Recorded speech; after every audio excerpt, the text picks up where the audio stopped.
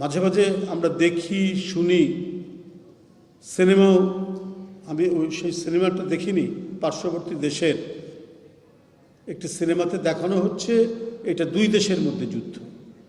তাদের বিভিন্ন জেনারেলরা বলেন যে এটা দুই দেশের মধ্যে যুদ্ধ। এখানে বাংলাদেশ এবং এর মুক্তিযোদ্ধারা তাদের যে অবদান সেটাকে উল্লেখ করা হয় না। এটা ভারত পাকিস্তানের যুদ্ধ। এই কথাগুলো বারবার করে বলা হয় তাদের সাহিত্য, তাদের সাংস্কৃতিক বিভিন্ন কর্মকাণ্ডের মধ্যে, কিন্তু তা তো নয়। এদেশের জনগণ রুখে দাঁড়িয়েছে, তাদের ভিতর থেকে দাঁড়িয়েছে মুক্তিযোদ্ধারা। সেখানে সেনাবাহিনী ছিল, সেখানে পুলিশ ছিল, সেখানে তৎকালীন ইপিআর ছিল, সেখানে কৃষক ছিল, সেখানে শ্রমিক ছিল, সেখানে সর্বোপরি যাদের নেতৃত্বে সংগ্রাম এগিয়েছে সেই ছাত্ররা ছিল। সেই ছাত্ররা সেখানে নেতৃত্ব দিয়েছে, আত্মহুতি দিয়েছে, নিজের জীবন উৎসর্গ করেছে। কিন্তু খুব কৌশলে এটিকে ভারত পাকিস্তান যুদ্ধ বলে চালিয়ে দেওয়ার চেষ্টা করা হয়। এইভাবে নানাভাবে দেশের ভিতরে এবং দেশের বাইরেও প্রকৃত ইতিহাসকে বিকৃত করার এই প্রবণতা সৃষ্টি হয়েছে। দেশের ভিতরে চলেছে শুধু বিভাজন। ও ভালো নয়, ও কোনো অবদান নয়, সব অবদান আমার বাপের, আমার পরিবারের, আর কারো কোনো অবদান নয়। এই করে করে একটি জাতির আত্মাকে কালিমালিপ্ত করা হয়েছে বিভিন্ন সময়, এবং বেশি হয়েছে বিগত 16 থেকে 17 বছর। এখানে যে যাই থাকুন না কেন, যারা যে মতাদর্শ পোষণ করুন না কেন, এই কথাটি আমাকে বলতেই হলো। যদিও আজকের এই বিশ্ববিদ্যালয়ের কর্তৃপক্ষের এই পরিসরের মধ্যে আমি বলতে চাইনি, কিন্তু কিছু সত্য কথা স্বয়ংক্রিয়ভাবে চলে আসে, ক্রমাগতভাবেই সেটা বলা হয়েছে, আর কারো কোনো অবদান নেই। এই যে ফজলু ভাই বলেছেন, সিরাজুল আলম খান তার একটি কন্ডোলেন্স স্টেটমেন্ট পর্যন্ত তারা দেয়নি। অথচ যদি মূল আর্কিটেক্ট বলা হয়, আমি যতটুকু বই পড়েছি, মুক্তিযোদ্ধাদের কাহিনী শুনেছি এবং ঢাকা বিশ্ববিদ্যালয়ের যারা ছাত্রনেতা তাদের সাথে ঘন্টার পর ঘন্টা তাদের গল্প শুনেছি, যদি মূল আর্কিটেক্ট বলা হয় তাহলে সিরাজুল আলম খান। এবং সবচেয়ে মজার ব্যাপার, স্বাধীনতার ঘোষণা, আওয়ামী লীগের এক নেতাকে, আমি একটি প্রোগ্রামে গিয়েছিলাম আমাদের আমেরিকার তাদের যে এখানে রাষ্ট্রদূতের অফিসে, তাদের স্বাধীনতা দিবস 4 জুলাই, সেখানে আমি ওনাকে বলেছিলাম, খুব বড় জাতীয় নেতা, বলেছে আচ্ছা সত্যি করে বলুন তো স্বাধীনতার ঘোষণাটাই আপনার কার শুনেছেন? তো ইনি প্রথমে একটা নাটকের মতো বলেন, না ওনাদের ভাষায় যে বঙ্গবন্ধু তার শেষ আর কি হয়। তবে শেষে আমাকে কানাকানি বললেন যে আমরা আনুষ্ঠানিক ঘোষণাটা শুনেছি জিয়াউর রহমানের কণ্ঠে, ক্ষীণ কণ্ঠে, এবং সেটা বেতারে উনি বলেছেন। এটা তো জাস্ট আমাকে পার্সোনালি বলেছেন, তারপরেও তাদের লোকরা কি বই লেখেননি? তাদের আওয়ামী লীগের মন্ত্রী তিনি বই লিখছেন, খন্দকার সাহেব লিখেছেন, স্বয়ং সাবেক প্রধানমন্ত্রীর স্বামী তিনি লিখছেন, কিন্তু সে প্রধানমন্ত্রী কোনোটাকেই পাত্তা দেন না। তার মতো করে ইতিহাস লিখতে হবে, তার মতো করে সংবিধান করতে হবে, তার মতো করেই সব কিছু করতে হবে। এখানে বুদ্ধিজীবী, এখানে শিক্ষিত মানুষ, এখানে বস্তু নিরপেক্ষ ইতিহাস রচনা, সব কিছু আপনার পদদলিত করে একজন ব্যক্তির ইচ্ছা অনিচ্ছার উপরে ইতিহাস রচনা করা হয়েছে। এবং এই ইতিহাস রচনা করতে গিয়ে ইতিহাস বিকৃত করা হলো, এবং প্রকৃত ইতিহাস যেহেতু তরুণ প্রজন্মের মধ্যে তুলে ধরা হয়নি, প্রজন্ম কিন্তু ঠিকই বুঝতে পারে। এই দেখুন না, এটা তো প্রাইভেট বিশ্ববিদ্যালয়।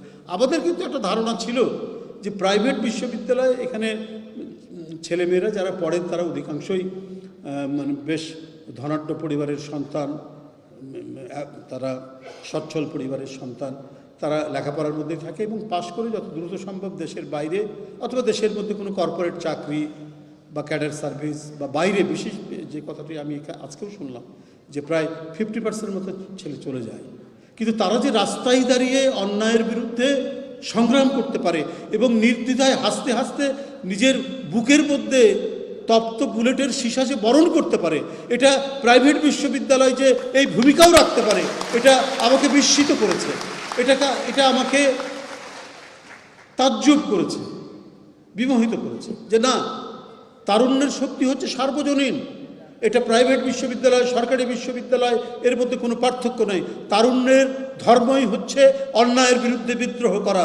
সেই বিদ্রোহের আমরা দুর্দান্ত প্রতিফলন দেখেছি 5ই আগস্ট এবং তার পূর্ববর্তী সময়গুলো। এখন কথা হলো স্বাধীনতা কি? ভৌগোলিক স্বাধীনতা পেলেই কি আমরা স্বাধীন হয়ে গেলাম? তা তো নয়। স্বাধীনতার অনেক ধরনের স্তর আছে। একটা ভৌগোলিক স্বাধীনতা এবং আমরা একটা মানচিত্র পেতে পারি, আমরা পতাকা পাই, কিন্তু আমার যদি নাগরিক স্বাধীনতা না থাকে তাহলে তো আমি স্বাধীন নই। আমরা একটি স্বাধীন দেশের মধ্যেও নাগরিক স্বাধীনতা হরণ হতে দেখেছি। আমরা বাংলাদেশের মানুষরাও আমাদের এই অভিজ্ঞতা রয়েছে। কথা বলা যাবে না, পিছনে কে যেন দেখছে, ডান দিকে কে যেন আমাকে অনুসরণ করছে, এর মধ্যে তো আমাদেরকে কাটাতে হয়েছে 16-17 বছর, এবং আগেও বিভিন্ন সময়ে আমরা দেখেছি। বিভিন্ন সময়ে আমরা সেই পরিস্থিতির মধ্যে দেখেছি। একই দেশ, হ্যাঁ, এখানে বিরোধিতা থাকবে, সমালোচনা থাকবে, এটাই তো হচ্ছে গণতন্ত্র। এই গণতন্ত্রের স্পিরিট, সেই গণতন্ত্রের স্পিরিটটাই, গণতন্ত্রের চেতনাটাই স্বাধীনতা যুদ্ধের রূপ নিল। এটা তো সত্য কথা। সেটা কীরকম? যে অধিকার ভোটে, যে মানে ভোটাধিকার, সেই ভোটাধিকারকে মানতে চাইল না পাকিস্তানিরা। তখন বোঝা গেল যে না, এরা আমাদেরকে মানে শোষণ করতে চায়। পাকিস্তান একটা স্বাধীন রাষ্ট্র নয়, বরং এটা একটা ঔপনিবেশিক শক্তি। অথচ 40-এর দশক থেকে, মানে 1940 সাল থেকে এদেশে পিছিয়ে পড়া মুসলমানরা যাতে শিক্ষায়, সংস্কৃতিতে, অর্থনীতিতে এগিয়ে যেতে পারে, তাদের ভূখণ্ডের জন্য আপনার সংগ্রাম হয়েছে। সে সংগ্রাম যেমন এই উপমহাদেশের পশ্চিমের নেতারাও করেছেন, সেখানকার মানুষও করেছেন, পূর্ব দিকের মানুষরাও করেছেন। আমাদের ফজলুল হক সাহেব, তিনি কি বলে যে সেই প্রস্তাবক একজন। এখানকার মুসলমানদের আত্মনিয়ন্ত্রণাধিকারের যে প্রস্তাব, এটা তো ইতিহাসের অংশ। সে আত্মনিয়ন্ত্রণাধিকারের জন্য যে কি বলে যে আমরা লাহোর প্রস্তাবের কথা জানি, কিন্তু সেই লাহোর প্রস্তাব অনুযায়ী তো পাকিস্তান হওয়ার পর তো সেই দেশটি চলল না। বরং আমরা দেখতে থাকলাম কি, যে ভাষার উপর যখন আক্রমণটা হলো, 52 যখন সৃষ্টি হয়ে গেল, তখন থেকে বোঝা গেল যে আমরা একটা সাংস্কৃতিক আগ্রাসনের মধ্যে আছি, এবং সাংস্কৃতিক আগ্রাসন তখনই নিশ্চিত করতে হয় যখন অর্থনৈতিক আগ্রাসনটা আমাদেরকে সম্পূর্ণ করতে হবে, ঔপনিবেশিক শক্তিকে সম্পূর্ণ করতে হবে। আমরা সেটাই আমরা দেখেছি।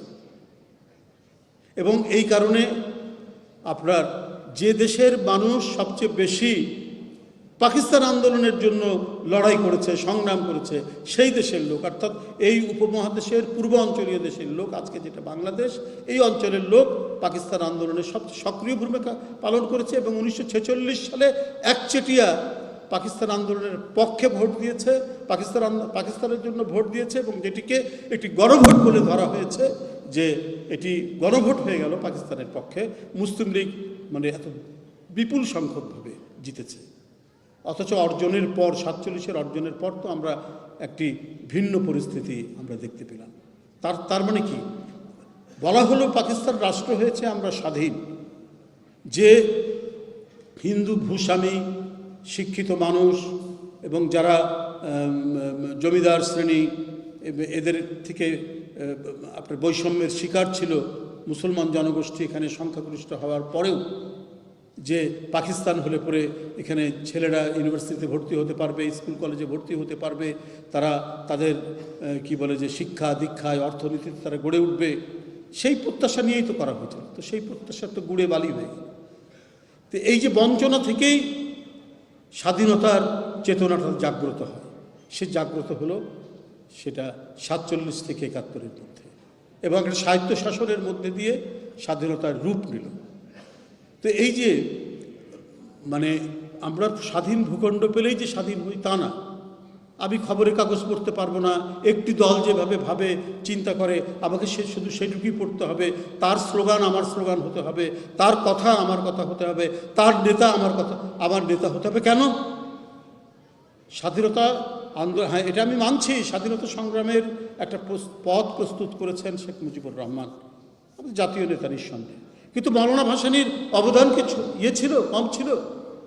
প্রথম যিনি বলে দিলেন ওয়ালাইকুম আসসালাম 57-র ইয়েতে, কাকবাড়ি সম্মেলনে আপনার মূল মন্ত্র স্বাধীনতার তো উনি বললেন, 57 সাল থেকে বলে যাচ্ছে। আর কি বলে 70 সালের সেই জলোচ্ছ্বাসের পর ঢাকায় বললেন, লাকুম দিনাকুম ওলিয়া দিন, তোমার পথ তুমি দেখো, আমার পথ আমি দেখো, আমরা দেখব। অর্থাৎ ওই কথাটার মধ্যে স্বাধীনতার চূড়ান্ত বাণী মওলানা ভাসানী বললেন। তার কোনো স্বীকৃতি নেই ইতিহাসে, তার কোনো কথা থাকবে না ইতিহাসে, সবগুলোই থাকতে হবে। জিয়াউর রহমানের ঘোষণা, হ্যাঁ অবশ্যই তখন শেখ মুজিবকে গ্রেপ্তার করা নিয়ে হয়েছে, তার দিক থেকে কোনো ইয়ে নেই, কোনো নির্দেশনা নেই, যেটা তাজউদ্দিনের মেয়ে তার বইয়ের মধ্যে লিখছে। আমার কথা না তো, যে আমি বিএনপি করি আমি এটা বললাম, কথা বানিয়ে বানিয়ে বললাম, তার মেয়ে বলছে। শেখ হাসিনার স্বামী ডক্টর ওয়াজেদ সাহেব বলছেন যে আমরা দেখছি যে কিছু হচ্ছে কি না। আমরা ইয়ের মধ্যে যে বাসায় ছিলাম ঢাকা শহরে, আমরা রেডিওর আমরা ইয়ে ঘোরাচ্ছি যে দেখি যে কোথাও আছে কি না। তারপরে 27 তারিখে আমরা এক মেজর জিয়ার কথা শুনতে পেলাম যে তিনি স্বাধীনতার ঘোষণা করেছেন। তখন আমরা খুব আশ্বস্ত হলাম, মনের মধ্যে আনন্দ পেলাম। বলছেন শেখ হাসিনার হাজব্যান্ড, তারপরে উনি এটা স্বীকার করেন।